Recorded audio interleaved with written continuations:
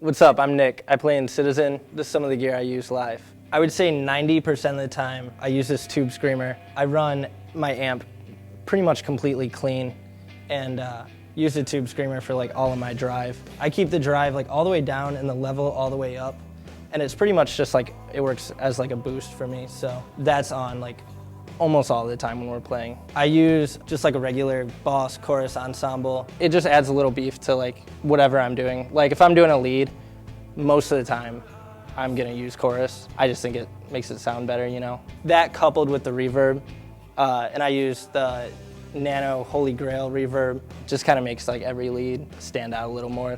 Those three pedals I would say are like what I use 90% of the time. The Boss digital delay, I pretty much only use for noise. I don't use it a whole lot. I keep the level and the feedback all the way up, the delay time all the way down.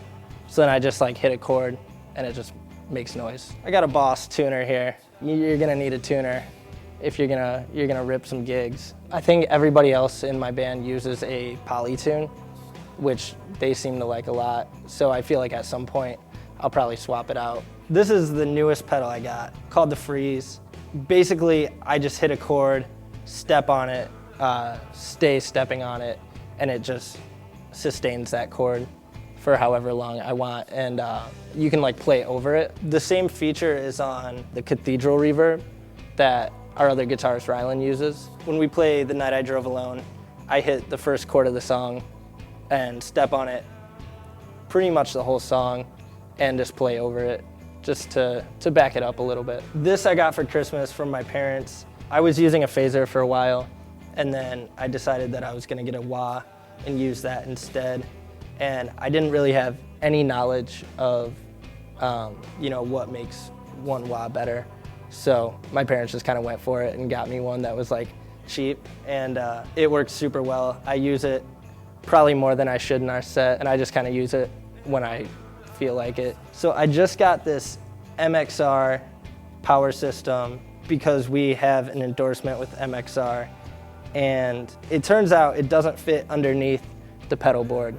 So it just like awkwardly sits up here, and I don't have room for any other pedals, but it works. This is the Pedal Train pedal board. I'm not really sure what model it is, but I had a smaller one for years, and I just kept buying more pedals, and I would just set them up like next to it. Recently I was like, yeah, I just have to get a new pedal board.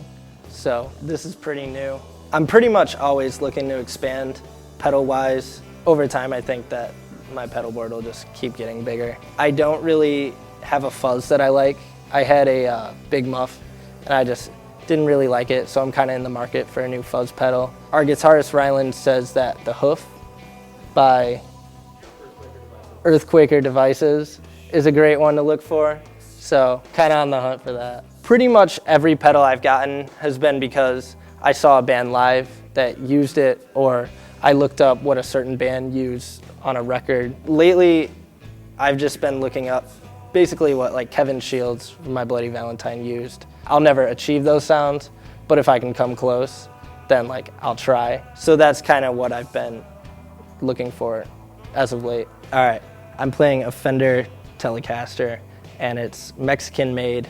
I got it, I think, when I was like 14, and ever since then, I've just been putting money into like my head or my pedals or whatever, so I just never got a new guitar. Recently, I've been looking at Fender Jazzmasters. Besides that, our other guitarist just got a Reverend guitar that a lot of my friends have been buying recently, and it sounds amazing, and like it's a Michigan company, so that's really cool, just to be able to buy locally and stuff. I use a Marshall JCM 800 amp, and I've had that for probably 5 years at this point.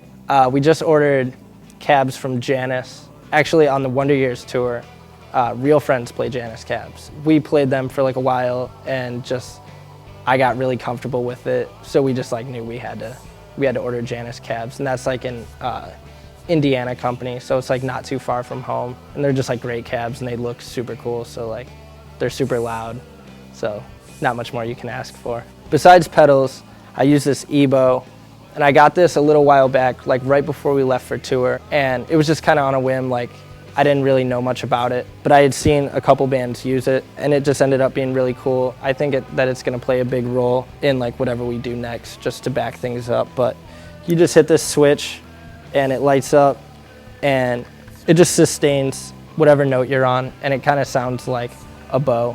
I use that in our set just a little bit, but it's really cool. And whether or not like you need it to write into music or whatever, it's really cool just to play with. They're not very expensive, so it's definitely worth checking out.